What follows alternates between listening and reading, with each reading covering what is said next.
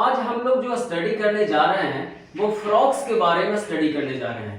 Frocks water में होता है, लेकिन वो वाटर को डायरेक्टली ड्रिंक नहीं करता है, बल्कि वाटर जो है स्किन के थ्रू उसके बॉडी में इंटर करता है। फ्रॉक के पास नेक नहीं होता है।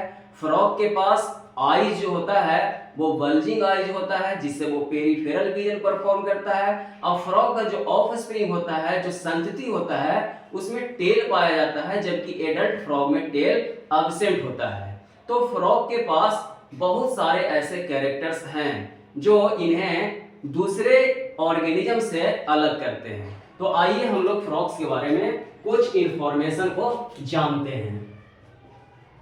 फ्रॉक्स, इसका साइंटिफिक नेम हुआ राना टिग्रीना, राना टिग्रीना। और क्लास, जिस क्लास में इसको रखा गया उसको एम्फीबिया कहते हैं। और एम्फीबिया का मतलब हो गया जो वाटर में भी रहता है, रह सकता है, और सॉइल पे भी रह सकता है। ठीक है, ये वाटर को डायरेक्टली ले नहीं सकता है। ठीक है, नो, वाटर को डायरेक्टली ले नहीं सकता है, नो। तो कैसे लेगा? एब्जॉर्ब करेगा। क्या करेगा? एब्जॉर्ब करेगा। किसके थ्रू करेगा? तो उसको हम बोलेंगे ड्रिंकिंग पाचेज,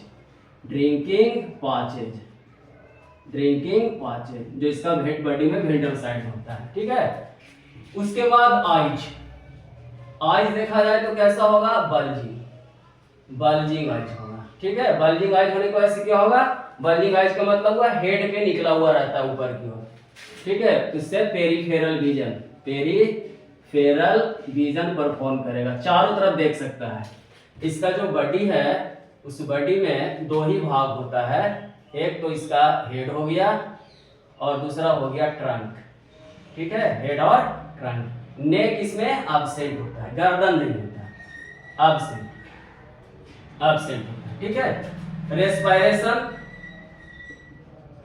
तो रेस्पिरेशन में देखा जाए तो वाटर में गिल्स के थ्रू, सॉइल पे लंग्स के थ्रू, और जब ये हाइबरनेशन और एस्टिवेशन करेगा तो स्किन के थ्रू।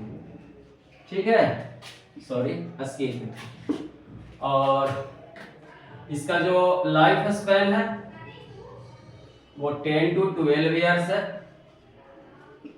ठीक, और इसमें फर्टिलाइजेशन देखा जाए, फर्टिलाइजेशन तो एक्सटर्नल होता है, और ऑफ स्प्रिंग इसका, तो ऑफ स्प्रिंग को क्या बोलेंगे? टेडपोल लार्वा बोलेंगे।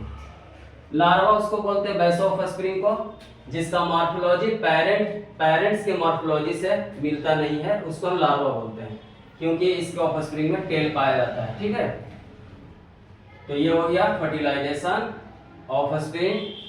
अब इसमें दो तरह का स्लीप होता है, एक होता है विंटर स्लीप, हाइबरनेशन, इसको बोलेंगे विंटर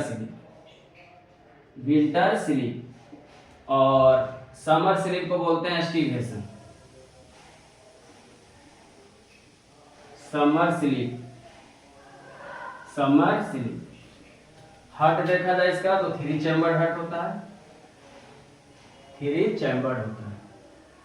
तो यह है फ्रॉक से रिलेटेड कुछ इंफॉर्मेशन।